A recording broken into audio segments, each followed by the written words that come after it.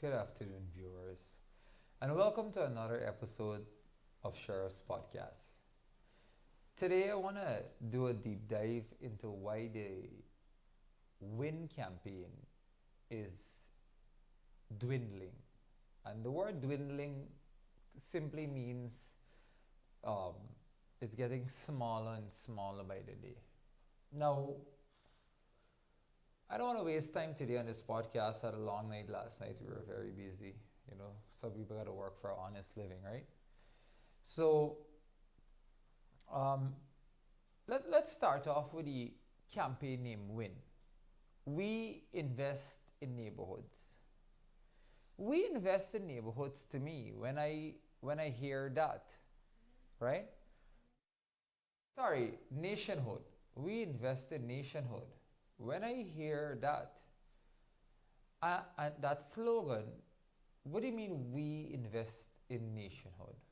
We as the party or we as the taxpayers who actually pay taxes in this country, right? So first of all, the name came from Doggy. We have it on video. I always say video don't lie, right? Now, if you haven't seen as yet that the sanction campaign or the sanction presidential hopeful campaign has been dwindling for the last few days.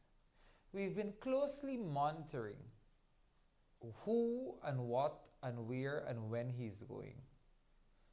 And for example, he went to producer where? Yarra Cabra. And we counted several village. And what he does, right? There were about 20 people there at Yarra Cabra. And I'll get into why I'm dissecting the failure of the campaign. We already dissect the failure of the manifesto launch. He basically copied the manifesto and plagiarized the manifesto from the PPPC, and people realized it. People realized that the Win campaign or the sanction campaign has nowhere to go. Now, let's talk about the villages that he goes around to. Why hasn't he keeping a big rally in Georgetown as yet? Why hasn't he keep a big rally in Berbice as yet? Why hasn't he keep a big rally in the West Demerara as yet? Well, I think he did keep one in West Demerara, but there were a few persons. Now, I think Mr. Mohammed will sanction Mr. Mohammed is realizing slowly, day by day, that he's not going to be president of Guyana. At least not for now. I don't know what the future holds. But I can tell you, for the 2025 election, the PPP will win. And that's ironic, right? Because they're going against a party that's called Win, and the PPP will win this election cycle. There's no doubt about it. We've looked at and I'm sure many of our viewers here have looked at the crowds that the people are turning out in droves. And in droves, I mean, thousands of people are turning out to these rallies. And there's hardly space to breathe and walk. Even the president himself is actually, from his Facebook posts, you can tell that he's surprised that he's getting so many persons. He's not even calling it a lot of people. His words, quote unquote, is the tsunami of the tsunami of persons that are attending this campaign. And we cannot lie. We see the people. Now, we at Sheriff News Network, we don't really play around. We have about a lot of employees. I don't want to say how many, but for their privacy's sake. But we did a deep dive that Team Mohammed said that the on his page that the PPPC is basically photoshopping, for photoshopping their what you call it, their crowds, right? So we cover these campaigns live. We cover the APNU campaign and we cover the PPPC campaign, right? Because we got to be fair. You can't cover one and not cover the other. In no way we cover no win campaign with 5 people, right? So, and nowhere we're covering the AFC campaign. Those parties aren't going anywhere. As per VPAC, they can go pack up and go because they're not going to get a seat in parliament, right? And I'm honestly surprised that Amanza, was it Amanza Waldron? Somebody correct me, please. Right? Amanda Waldron, Amanza, right? Joined VPAC because I always had a perspective that she was a very smart politician, that she was a very engaged from her parliament speech and so on. I mean, I give Jane its jacket, right?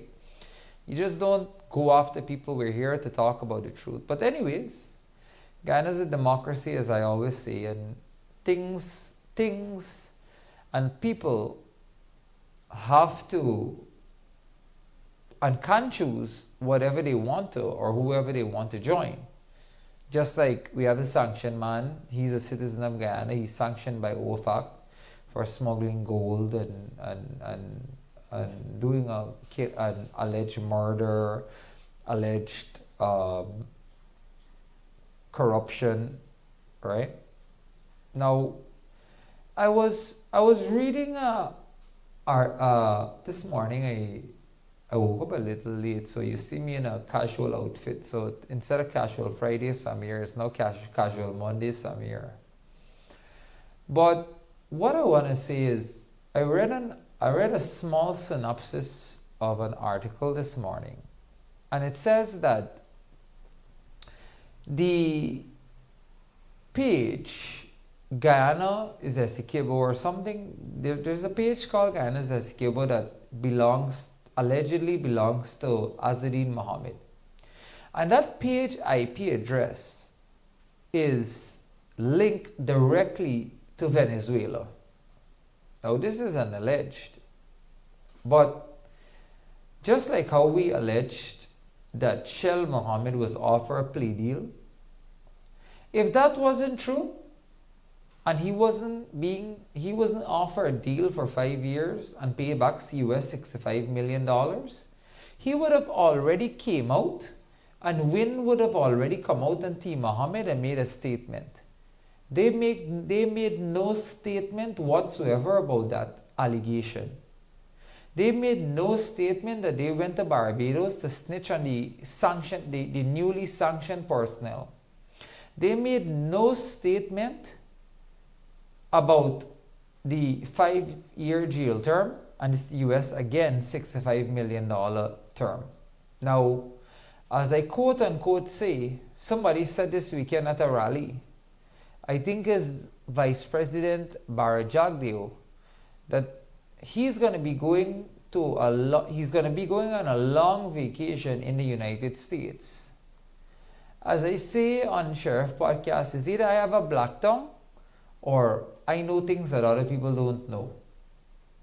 But he's going to be going on a very long vacation very shortly.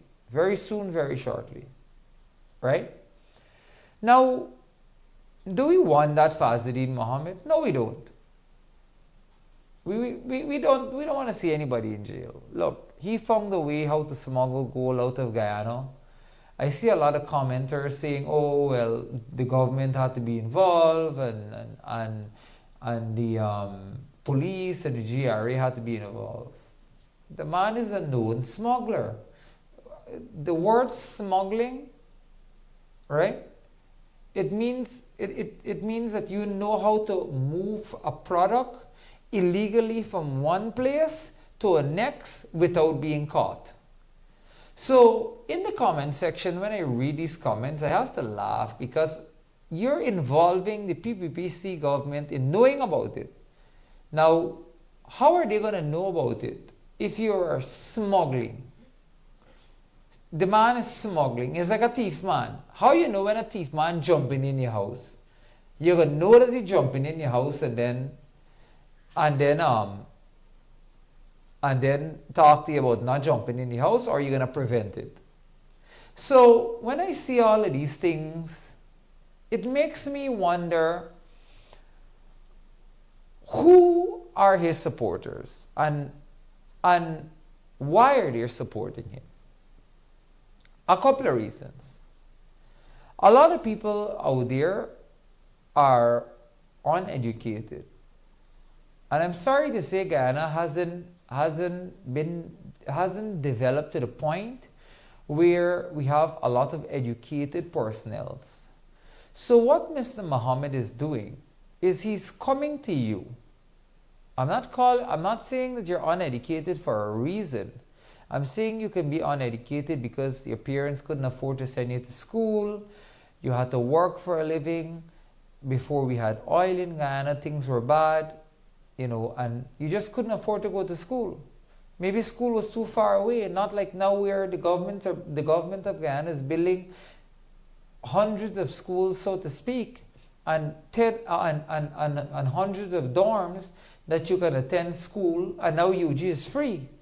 So there's no reason for anyone in Guyana in the next 5 to 10 years, to be uneducated and illiterate. But let's take today's date as an example.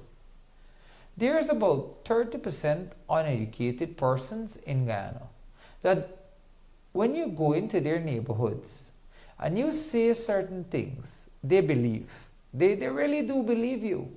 I mean, I go into some communities, and if you lie, they won't know. They don't even have internet. To get internet, they have to go to the community health center or the internet that's provided through the One Initiative or the single window that Azadeen Mohammed copied, a single window telemedicine that he copied from the PPPC, right? Manifesto. But they're already doing all of these things: single window filing for businesses, and so on. So people are now starting to see the truth. Even the uneducated persons, they're starting to see the truth and the true colors of this man.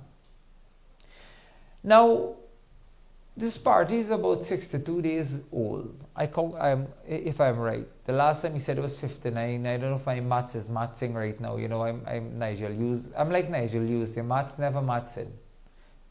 Right? But let's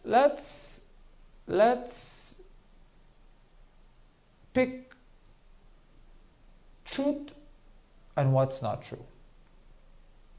So yesterday, Azadeen Mohammed car was parked at the Parika Stelling. Saturday. It was parked at the Parika Stelling. And the police clamped his wheel. Why did they clamp his wheel? They clamped his wheel for a simple reason. He owed outstanding speeding tickets. Now, me myself owe the government outstanding speeding tickets. And I hide him from paying it, buddy, right? So my point is not that I'm not going to pay it. Whenever they send the tickets to me, I'll pay it. And I understand that why Azadeen didn't pay it. Again, we talk the truth and only the truth on Sheriff Podcast.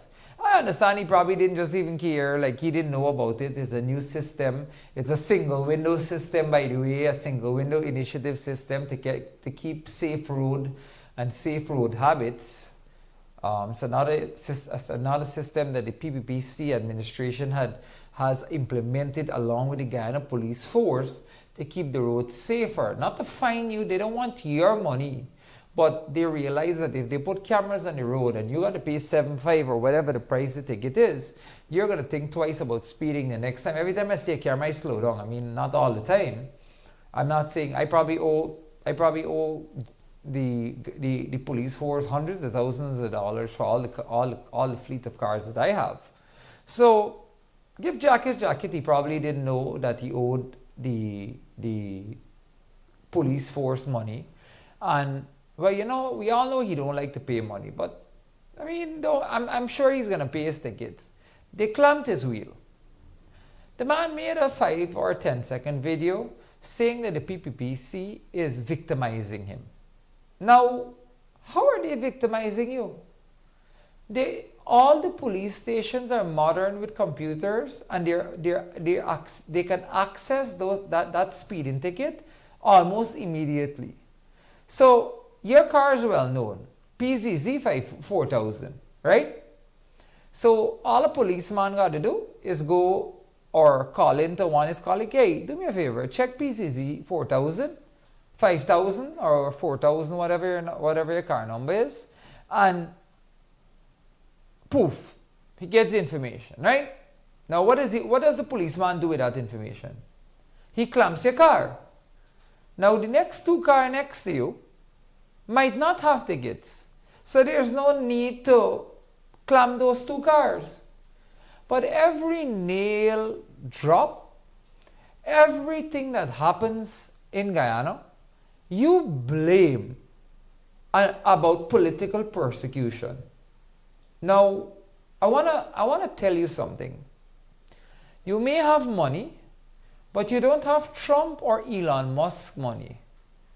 Stop thinking in your head that you can be Trump, or a lot of people have been commenting, oh, Trump has 27 fraud charges. Those were trumped up charges. The man was never sanctioned by the United States. It was charges of calling somebody, grab them by the P. Calling a woman, grabbing them by the P. Don't want to say the word, right? Trumped up charges about real estate fraud and taxes and inflation of things. Those charges were dropped, right? All of his 27 charges was dropped before he goes to became the president of the United States. I don't know if you do your research, but it takes approximately about $4 billion to become the president of the United States, right? Plus, he had the world's richest man backing, and still does. They might be fighting on Twitter, but again, Elon Musk has his way of thinking. That's why he has rockets launching left, right, and center. He's slept on the floor days when Tesla were opening. So stop trying to compare yourself to those people. Stop saying, oh, and my viewers and the people who are watching, I know everybody does, most of the people that are watching that don't like me because I tell the truth. And when you tend to tell the truth, right? When you tend to tell the truth, people tend to hate you. People tend to, oh, you know, Amir is this, Amir is that, Amir doesn't like this guy, Amir is obsessed with the guy. The guy is my father-in-law. So I know him, I hear stories about him all the time. But let's not get into the family discussion right now, right? What I want to get into, and I've been getting into, is how the rallies are now failing. People are not showing up. And I think that his mindset, he wants to be Bar Jagdeo so bad, right? That he thought by having a social media following of hundreds, he has about 200,000 followers on his Facebook page. Am I correct? 400,000, right? Right? And that's a hell of a lot of followers to have. Kudos to you, my brother, right? Happy for you. But not because you have a social media standing and you're an influencer, people are going to vote you into office. So persons, yes, they were all hyped up about you. Yeah, you got a couple good supporters, blah, blah, blah, blah, blah. You know, you're going for a run for president. People were all hyped up. But then comes the nomination day. and you went and you got you were nominated for your party did the nom. I don't know how the process works, so let me end it there. So the famous Gordon Mosley asked you the famous question very soon, so that's why you were left with a name very soon, very shortly, right? You didn't have answers to give the people. Now, everybody gave you a chance, say that you were caught off guard, y'all leave the man alone. So okay, no problem. Time for manifesto launch. First and foremost, you plagiarize the entire manifesto of the PPPC. That's one. So you were waiting for their manifesto to come out, and then you copy their manifesto. Anyone who wants to verify that fact can go and read both manifestos. Right? So now people are starting to realize that this man here, this man Azzaddin Mohammed, Team Mohammed as it's called, right, is a wolf in sheep's clothing. And here's why. You say one thing, but you do another thing. You're paying people to come to your rally, right? You're paying people to come to your rally. You got the doggy beating people up with guns at Square of the Revolution. A national monument, that is what he is doing. He's calling coolie people a good coolie is a dead coolie. That's the people that you have around you. Again, viewers, please be careful of what you eat or you drink at the Win campaign. Remember Jim Jones' story. Don't take it lightly. Don't eat the food. Don't drink the drink, because you never know. This guy clearly up here he's not mentally fit if he thinks that he's going to be the next president of Guyana. You cannot have a party general secretary as Odessa Primus that has no experience, that came from the road.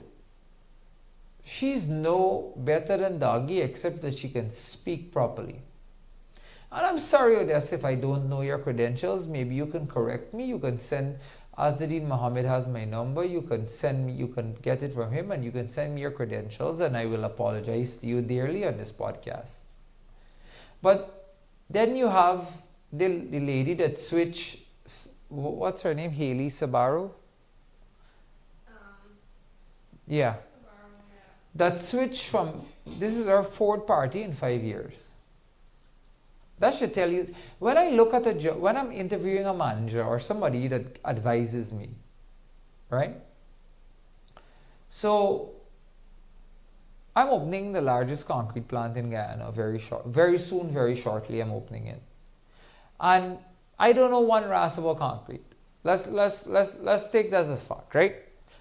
But I need to hire people that knows about concrete, that knows about how the mixture is, blah, blah, blah, blah. So when I'm interviewing this person, I would look at their credentials. And if I see that they've jumped around from job to job, you already know that it's not the job's problem. It's they are the problem. Because jumping around from 4 jobs in 5 years, it means that you're not stable or capable enough to do that, or to handle anything. So you are the problem, not the party that you're jumping around like as a skipping game. That's 2. 3, people realize that you don't even know what power output Guyana needs in the next 5 years for us to stop getting blackout. And you cannot, or your general secretary of the party cannot answer those questions. So I'm gonna do a little more deep dive. We have a short time for election, but a lot of time on this podcast. And people are slowly starting to realize that you're just a fraud.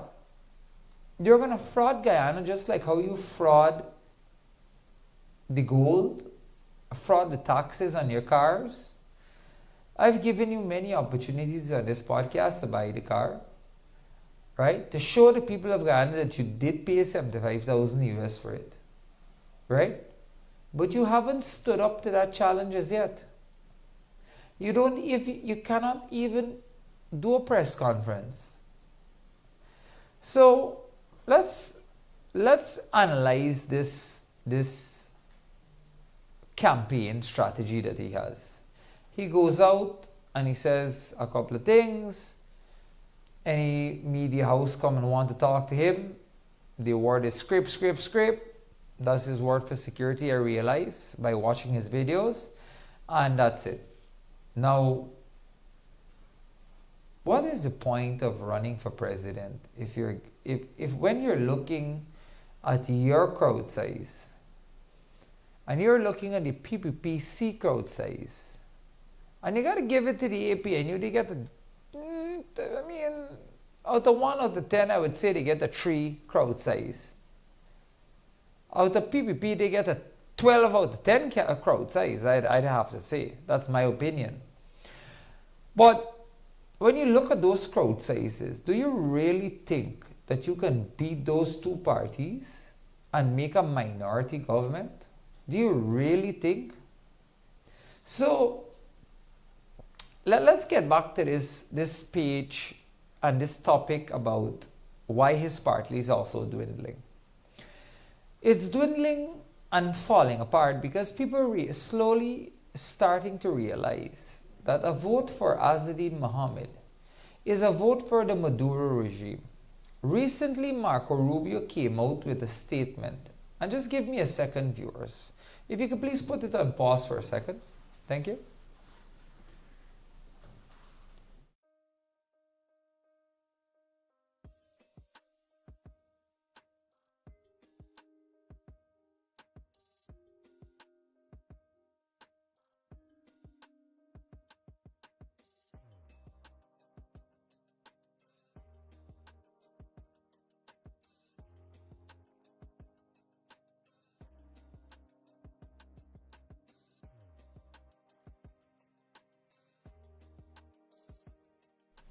So I was on pause for a few seconds to bring up an article. Well, something that Secretary Marco Rubio, who's the United States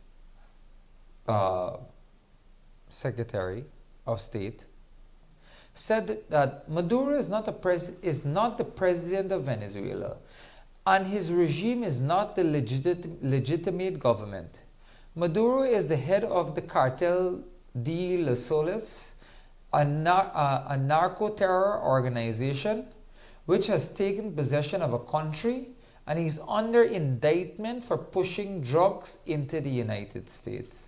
Let me read that to you again. A vote for Mohammed is a vote for Maduro. A vote for Mohammed is a vote for the page that he has up that Guyana Essequibo belongs to Guyana. That page belongs to somebody who he's associated with. That page is IP address was traced to Venezuela. So there's nobody from Guyana operating the page. Maybe there is, but the page was started in Venezuela, right? Or the IP runs out of Venezuela. I'm not a technician, so I don't know all the technical people out there. Don't kill me in the comments. I'm not technical. But I know for a fact that the page IP address is thing. And I'll read this again for you. For those undecided voters, for those voters that wants to vote for Azzedine Mohammed but are undecided, or the voters that want to vote for him, I want to read this to you again. Maduro is not the president of Venezuela, and his regime is not the legitimate government. Maduro is the head of the Cartel de las Soles, a narco-terror organization which has taken possession of a country, and he is under indictment for pushing drugs into the United States. So, to the Team Mohammed supporters, is that what you want for Guyana? Is that the hype that you want? How long do you think that hype is gonna last for? The Mohammed is allegedly part of drug trafficking. Well, he's not allegedly part of drug. He was sanctioned for drug trafficking. And where did that drugs come from? That drugs came from Venezuela. That's why the police, the senior policeman was locked up. Well, sorry, he was sanctioned for facilitating the passage of drugs through Guyana. Now, what do you think is going to happen when he becomes a parliamentarian? The US ambassador already said she doesn't feel comfortable with it. She cannot engage with him. The Canadian ambassador, I'm sure, is the same. The British High Commission is the same, I would assume. Now, he went and I'm sure the Fed say, listen, snitch, tell me who you've been doing business with, and we are going to sanction them, and we are going to give you a free pass. Guess what? He came back without a free pass. He came back with a plea deal. And I'm sure that they told him, tell me who you're doing business with first, and then I'll tell you the plea deal. Because I know how the US works, right? They're smarter than everybody else. They're the big brother. They hold the most mightiest military in the world has ever seen. So, now, people are slowly starting to realize that anybody who votes for Team Mohammed is voting to give away Essequibo. Once you give away Essequibo, you're giving away our oil. Now, by giving away our oil, where are you going to get that money, that cash grant, that child care grant, that all those grants that you're getting, all the free money that you've been getting, all the road infrastructures, all the hospital infrastructures, everything will fall apart because there will be no money to run it.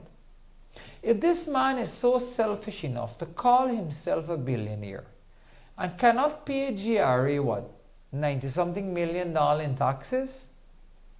For a billionaire, 90-something million dollars is no kind of money. Joke money.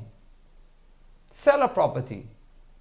If you don't have the liquidity, not because you're a billionaire, it means you have a liquidity. Let's be fair to him.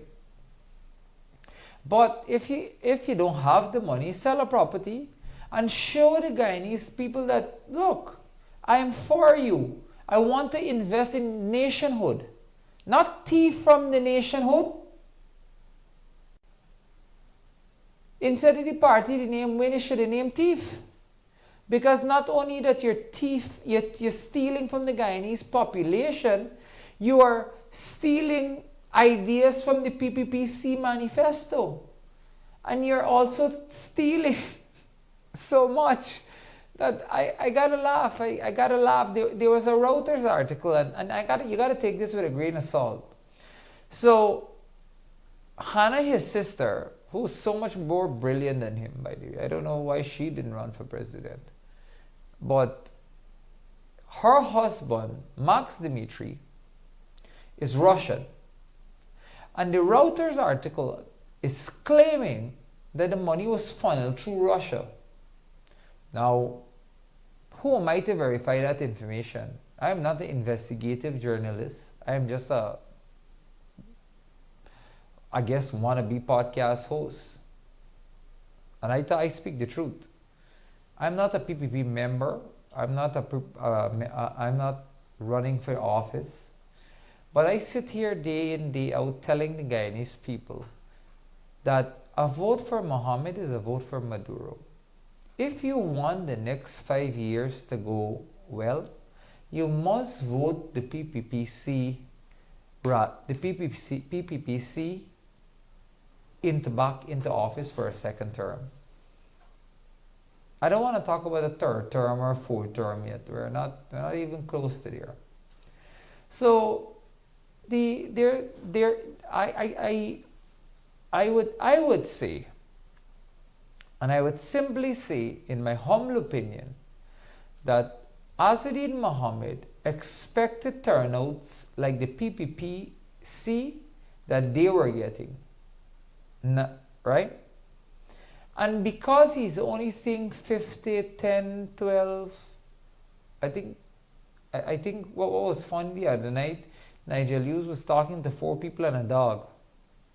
I don't know if doggy's any cousin, but to listen to the AFC, so maybe they can campaign on that agenda too. But he really thought that he was going to get the support that the PPP was getting because he has 400,000 followers on Facebook. But we all know that Kamala Harris had Beyonce, had Oprah Winfrey, had Al Sharpton endorse her, and she still lost the race. She was more popular than Trump. She outspent Trump by, I think, $200 million. She raised $100 million US, $100 million US in one night. So not because you have money, it means that you're going to win an election. It means that you have to have diplomatic, what's the word I'm looking for? You have to have diplomatic sense, diplomatic ability to stop wars, start wars, talk to other country leaders, and figure out how to come together to make your country better, greater, and integrated. And if you can't do that, and leaders can't speak to you, then how are you going to run a country? Now again, Azzedine Mohammed wants to be Bara Jagdeo so bad that he will sell his soul. And I want to say one last thing before I end this podcast today. So, Azzedine Mohammed directly. You haven't responded to any of the allegations we've put forward. You haven't said that that was the deal that you struck, that you went and you snitched on all the persons that were sanctioned, the policemen, the drug dealers, and all the people who you have done business with.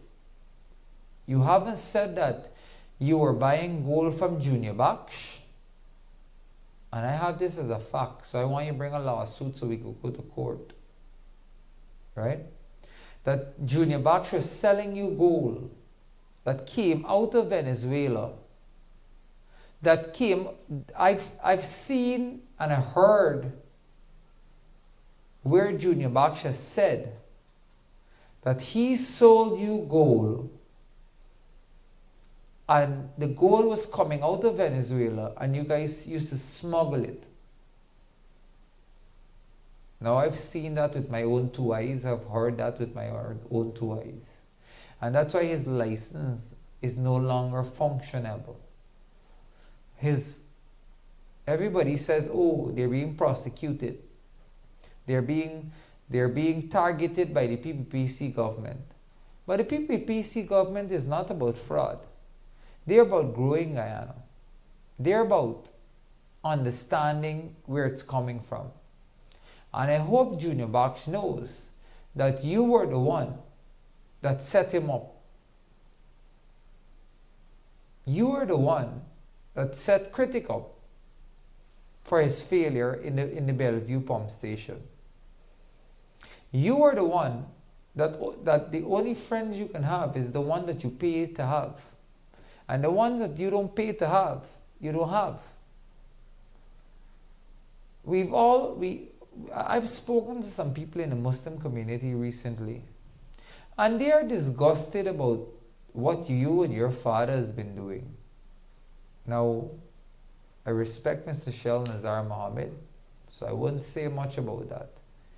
But you are running for president. You call yourself a Muslim. You pray 5 times a day, right? And you now, as a hypocrite, we've all seen the pictures on the boat. So, ladies and gentlemen, that is a dissection and a deep dive of Teams Mohammed dwindling campaign. The campaign is now failing so badly that they are fighting they might start paying people $400,000. Now, as you can see on my screen, producer, please pull up back the winning party thing.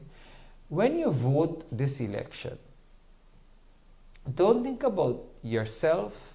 Don't think about the hype. Don't get all hyped up for a man who is gonna do drugs with another regime, allegedly. Allegedly, he's going to sell Guyana out to Maduro and keep Demerara, right?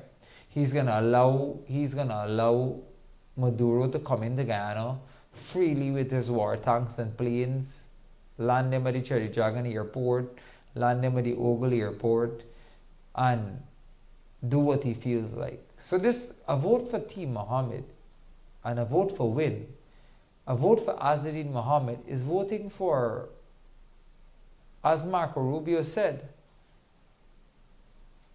they don't recognize Maduro as a president. They recognize him as a narco state.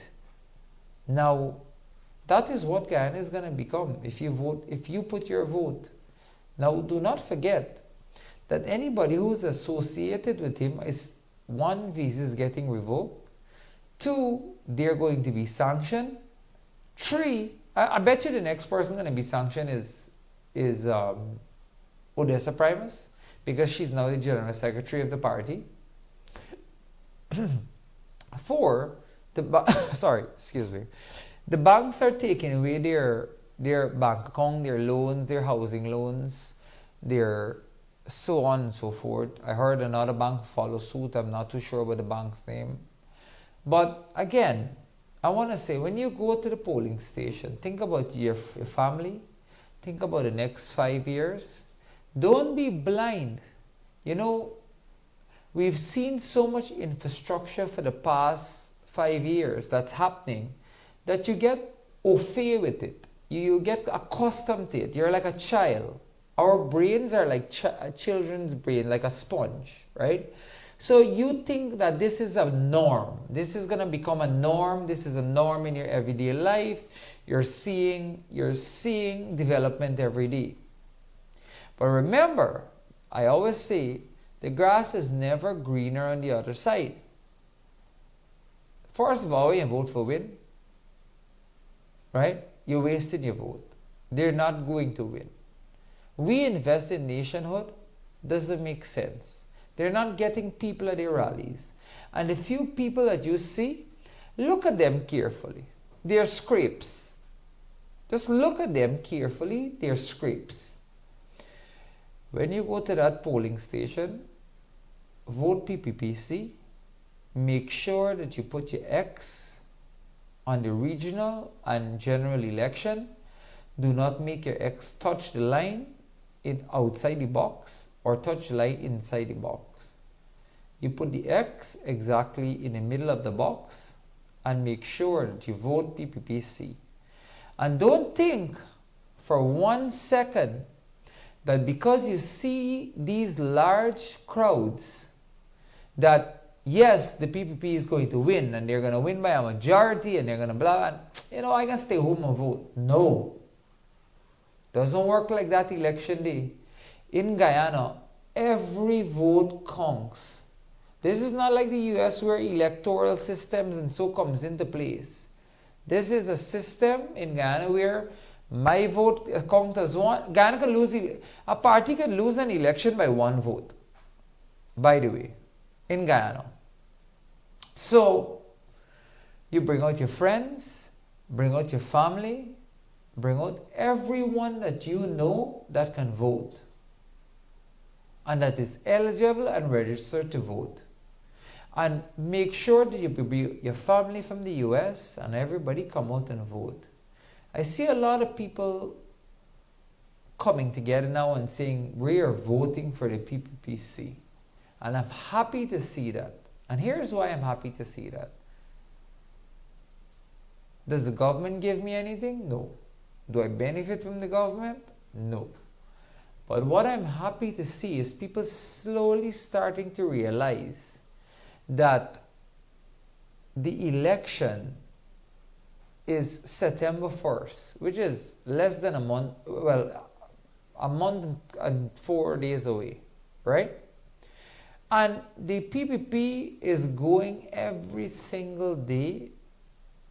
The ministers are going day in, day out, and they are rallying.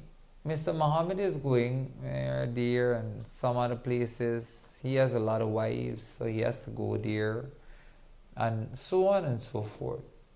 So the general consensus of this podcast today was to tell you that Win will be defeated. If you vote Win, you're wasting your vote. Don't go to the polling station if you're voting Win, because you're making sense. They might not. At one point, I thought they were going to get 2 or 3 seats. Now that I see their rallies, I think the only seat they will get is the seat in the parliament toilet, to be honest. And I'm sorry to say, but numbers don't lie. Numbers just do not lie. So I don't want to keep you much longer. This was an educational and a deep dive podcast into the failure of the campaign strategy and the campaign and the crowds that are not showing up to the Win campaign. And imagine you're being paid to come to that campaign and you're not coming. So that should tell my viewers out there, people don't want this man to become president. They do not want him to become even a member of parliament now. So I thought he was going to get 3 seats, but from the look of it, the only seat he getting is the parliament seat. And very soon or very shortly, he might be picked up by the US because he refused the plea deal. Now this is alleged. This is not coming from Sheriff News Network. This is coming from people online. We're just repeating what they say. Right? So I want to say catch you on the next one. Please support the Sheriff Brazilian Grill on Sheriff Street. The Sheriff Bar is closed tonight. Please check out our Cambio on Region 3. And if you're sick, you know the famous Sheriff Hospitals and Medical Centers. Coming soon to Berbice, the Sheriff Mall. Hopefully we are going to try to get it open before the election season in Palmyra. And I want to say to all my viewers out there, a lot of people think that it's easy to be an entrepreneur and it's easy to run many businesses and be successful without doing illegal business. But it's actually hard. It's one of the hardest things that you can do in your life. It takes time, it takes money, it takes strategy. And a lot of people don't want to give up that freedom. For example, my friends went to Italy this past week. And they said to me, Amir, let's go. I said, no, I can't. They said, why? You got people to run your business. I said, no, I can't. I got to be on the ground. So I want to say to you, vote for the people that are doing legitimate business. Vote for a legitimate government. Vote for the PPPC. And make sure that you keep on looking out for the Win campaign and the direction they're heading in. And you will understand that the vote for Win is a waste of your vote, is a waste of your time standing up in that hot sun and just second of all, to be true, I think he's going to be picked up on August 31st. August has 31 days. He's going to be picked up on August 31st, and he won't even be able to run this election. So even if you vote for him, and like I say, it's either two things. I have information or I have a black tongue. Because whatever I say comes to pass. I told my editor, I'm going to give you one small example. I said, do me a favor. Check if the PPP rally is edited. No. And we made sure we published that. And guess what? T. Mohammed had to take it off of their page because they know that people will see the truth from the lie. So here's my opinion, and here's my alleged opinion. I think he's going to be picked up by the US, and the US don't come and pick you up. You don't need a trial for that. You just come in a black van, pick you up, throw in you. Your scrapes can't help you there, because that's the FBI and the CIA, the Homeland Security. They pick you up in a van, throw you in a van, put on two handcuffs on you, got a private jet waiting for you, fly you to the US, gone. They don't care. Who knows if that paperwork hasn't been signed as yet? We don't know.